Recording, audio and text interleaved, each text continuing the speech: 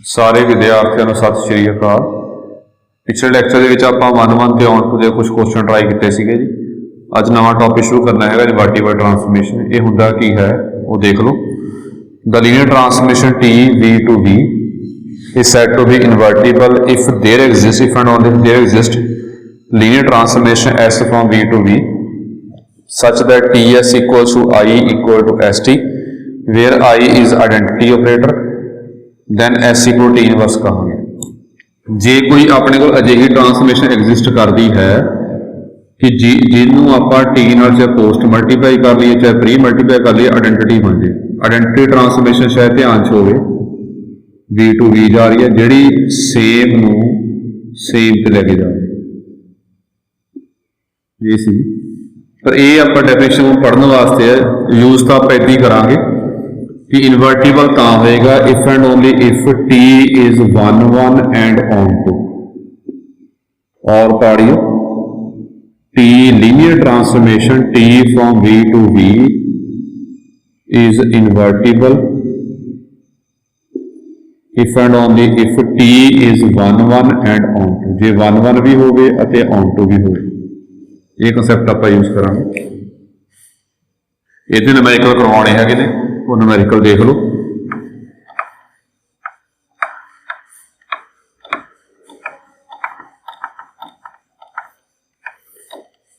जो पहला न्यूमेरिकल करना अपन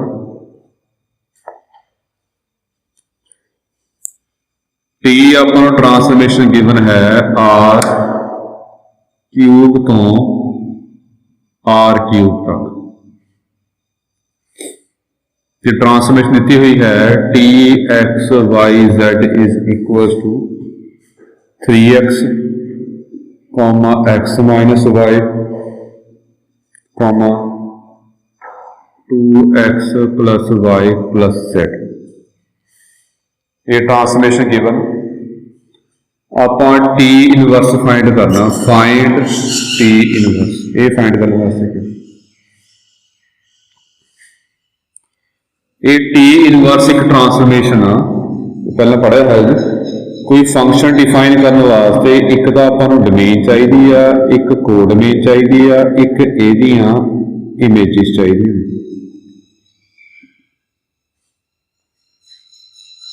जे T ट्रांसफॉर्मेशन इत्थों इत्थे जा रही है तो T इनवर्स पुट्ठा होएगा, इत्थों इत्थे आएगी। मतलब T इनवर्स ट्रांसफॉर्मेशन जो है वो R क्यूब तो R क्यूब जाएगी।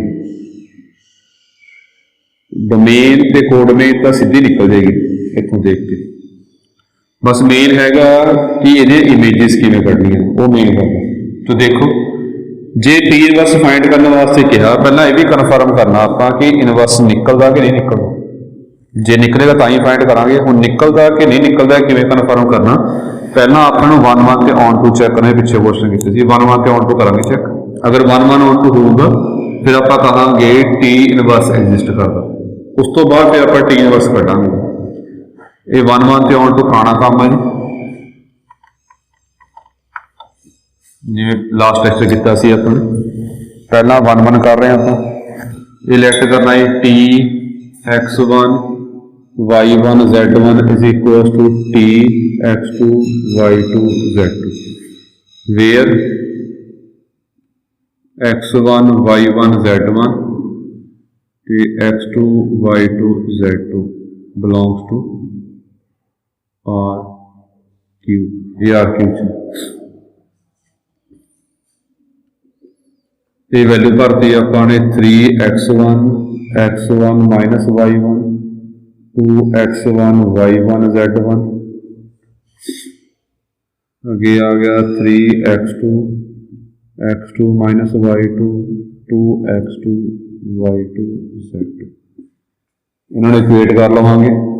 इतों आ गया 3x1 equal to 3x2, x1 minus y1 equal to x2 minus y2, आगे 2x1 plus y1 plus z1 2x2 y2 plus z2।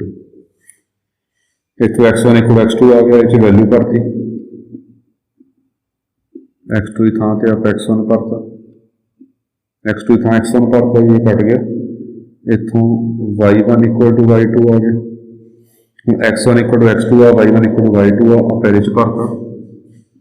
This implies 2x1 y1 z1 2x1 y1 plus z2 x2 x1 के बराबर y2 y1 के cut गया जी, तो इतों आ गया z1 equal to z2।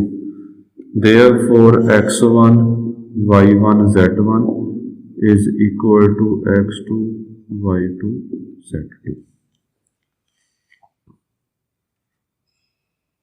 इस तो बाद ऑन टू करना, अपने ऑन टू करन लगे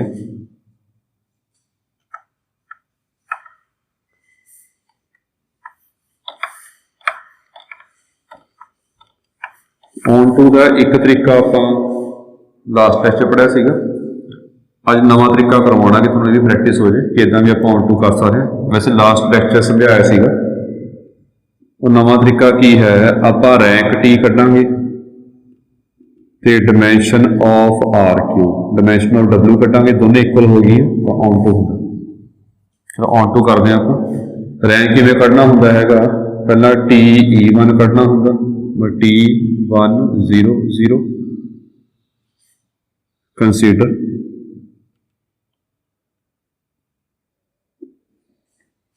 ये आ गया 3 1 2 एंड TE2 T 0 1 0 0 -1 1 अगे TE3 0 0 1 ये आ गया 0 0 1।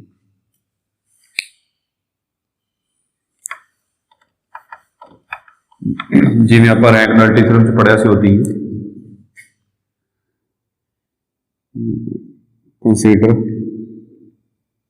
फिर इन्हें मैट्रिक्स पाना होंगे आप, ये मैट्रिक्स पाता रो बाय रो लीडिंग जीरो वध रही ने तो इंडिपेंडेंटली, देयरफॉर यह सैट होएगा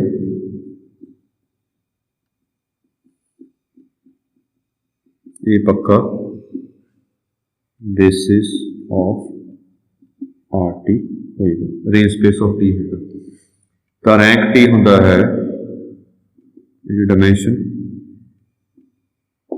बेसिस एलिमेंट 3 ने, also dimension of R cube ए 3 होंदी है, स्टैंडर्ड बेसिस दे विच 3 एलीमेंट होंदे ने।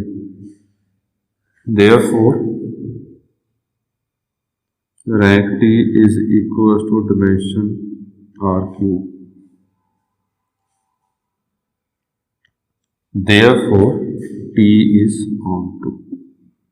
बाकी जिवें लास्ट लेक्चर किया सी उदां भी कर सकते, दो तरीके तां करवाए ने कि तुम दोनों की प्रैक्टिस हो जाए। ये 1 1 ऑन टू हो गया जी, ट्रांसफॉर्मेशन 1 1 ते ऑन टू हो गए तो उन्होंने कहांगे आपां कि इनवर्टिबल।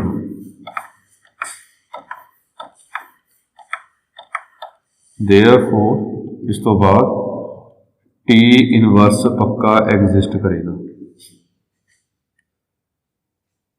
हुण ये कढ़ना किवें हो देखो,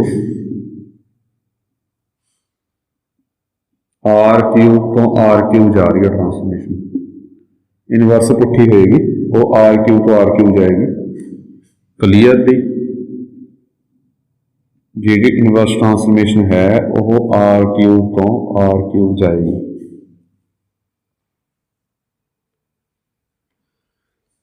हुण इहदी इमेजिस कढ़नियां वो किवें करना, लैट करांगे T X Y Z is equal to U V W, जो मैं डिस्पोज कर लो, मतलब कि एदी ट्रांसफॉर्मेशन आपने यू वी डब्ल्यू सपोज कर ली। जे एदी ट्रांसफॉर्मेशन ए हो रही है तो इनवर्स की करेगा, इनवर्स एदी ट्रांसफॉर्मेशन इधर लियाऊगा, उल्टा काम करेगा। इनवर्स की डायग्राम कितना बनेगी, पहला यह पाना आर क्यू, फिर यह पाना आर क्यू, इत्थे आऊगा यू वी डब्ल्यू, इत्थे आऊगा एक्स वाई जैड। तो ये इनवर्स का काम होएगा। इनवर्स की करेगा, इनू इहदे कोल लेके जाएगा, मतलब जे टी एक्स वाई जैड में यू वी डब्ल्यू तो लेके जा रहा है तो दिस इंप्लाई जो इनवर्स होएगा वो यू वी डब्ल्यू नू एक्स वाई जैड तो लेके जाएगा। बस हम आप एक्स वाई जैड कट रहे हैं, वो किवें कट रहे हैं वो देखो।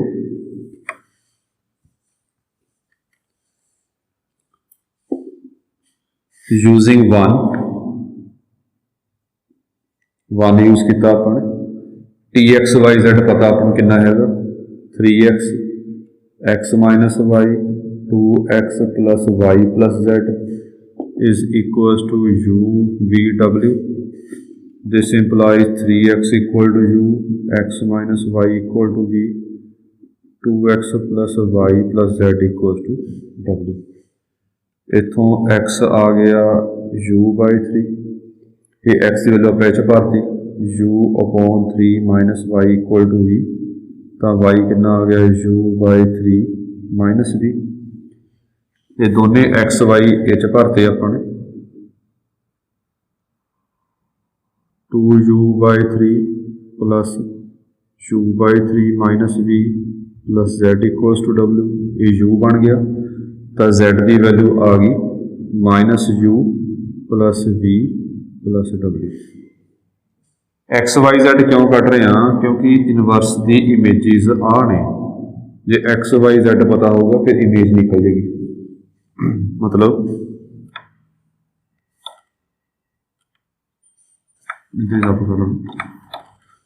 therefore inverse transformation of u v w is equals to u upon 3 minus v and minus u plus v plus w।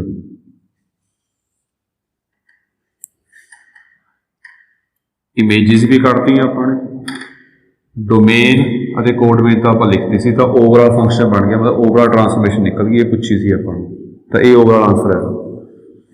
ਹੁਣ ਇਹ ਕਨਫਿਊਜ਼ ਨਹੀਂ ਹੋਣਾ, ਜਿਵੇਂ ਆਹ ਕੁਐਸਚਨ ਹੈ ਕਿ T X Y is equals to X plus Y X minus Y, ਕੋਈ transformation ਹੈ ਉਹ ਆਰ ਕਿਊਬ ਤੋਂ ਆਰ ਸਕੇਅਰ ਜਾ ਰਹੀ ਹੈ।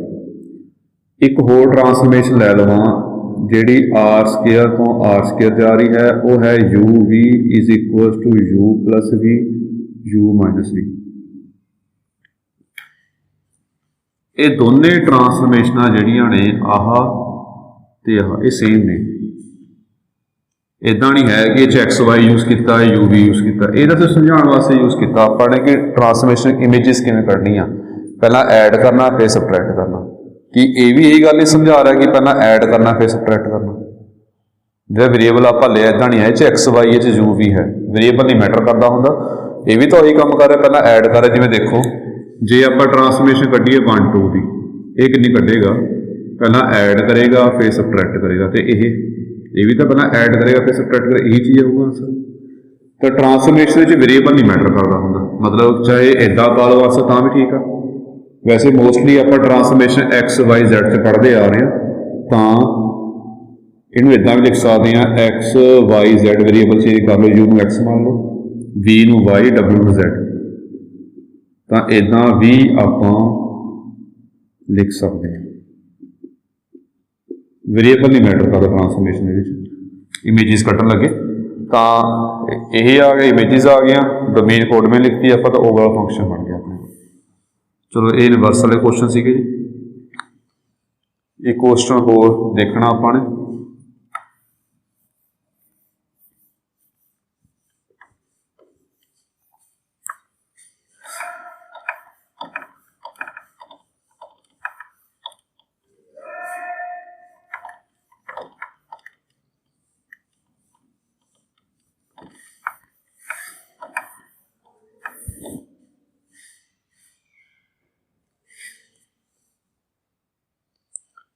ये स्टेटमेंट पढ़ लो ध्यान, स्टेटमेंट की है जी।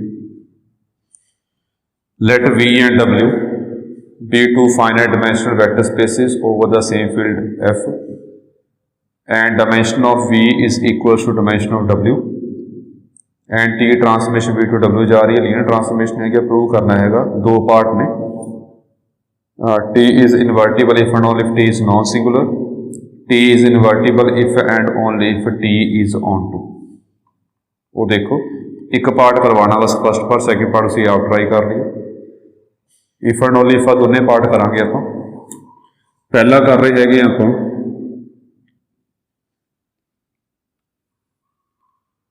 T is invertible,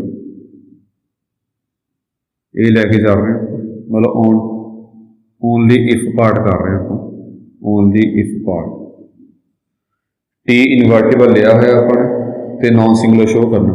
J T invertible है तो T जिहड़ा है वो पक्का 1 1 भी होएगा अते ऑन टू भी होएगा। ਹੁਣ नॉन सिंगुलर की सी, नॉन सिंगुलर इदां सीगा जे T V is equal to identity है तो वी पक्का आइडेंटिटी होवे, इनू नॉन सिंगुलर ट्रांसफॉर्मेशन किया सी अपने। ये सपोज करके ये प्रूव करना तो कंसीडर किया आपने T V equal to 0 where V belongs to V. तो ये प्रूव किया है, पहला भी आर्टिकल किया अपने T0 0 होंगे, ये ट्रांसफॉर्मेशन 1 1 गिवन है। जो T X equal T Y है तो एक्स इक्वल टू वाई होएगा, देयरफॉर टी की बन गया अपने को नॉन सिंगुलर। ये ट्रांसफॉर्मेशन नॉन सिंगुलर करेंगे, ये ओनली इफ पार्ट सीगा। अगे करना आप इफ पार्ट दिता की है आपां टी इज नॉन सिंगुलर। एक चीज़ होर भी गिवन है वो सी dimension of V is equal to dimension of W. ये डिमेंशना भी बराबर ने आपस च। ये मैं तां लिखा गिवन इत्थे लोड़ नहीं पैनी सी, तां लिखा नहीं है। ये बराबर ने। हुण आपां टी नू इनवर्टिबल शो करना, इनवर्टिबल मतलब कि टी नू 1 1 अते ऑन टू शो करना। 1 1 वाला पार्ट पहला भी आया है जी फिल्मां विचों, देख लो 1 1 किवें करांगे, लैट करांगे पहला T X is equal to T Y where X Y belongs to V. दोने पासे टी वाई दे इनवर्स नाल आपां ऐड करता, ये आइडेंटिटी बन जाएगी। ये ट्रांसफॉर्मेशन लीनियर है, इनू इदां लिख सकते हैं। जे किसी की ट्रांसफॉर्मेशन 0 हो रही है तो वह एलीमेंट पक्का 0 होगा because T is non singular. ये डेफिनेशन है नॉन सिंगुलर की। तो इतों एक्स कितना आ गया why they equal, therefore T की बन गया अपने को 1 1। हुण ऑन टू करना, ऑन टू पार्ट तो समझने वाला होंगे, ध्यान देखना होंगे। ऑन टू करके भी नहीं है, देखो now T is non singular, ये डेफिनेशन के विच ही आता है। Therefore null space of T दे विच कला आइडेंटिटी आऊगा, ये पढ़िया है पहला अपन। तो dimension of null space of T जिन्हों आपने क्या होया है नलिटी टी, ये 0 होएगी। ये पहला किया है आपने। तो की हो गया अगे also by rank nullity theorem. ये कहती है rank T plus nullity T is equal to dimension of V. जो रैंक टी तो रैंक टी है, नलिटी टी 0 है, डिमेंशन वी जो है वो डिमेंशन डब्ल्यू बराबर अपन गिवन।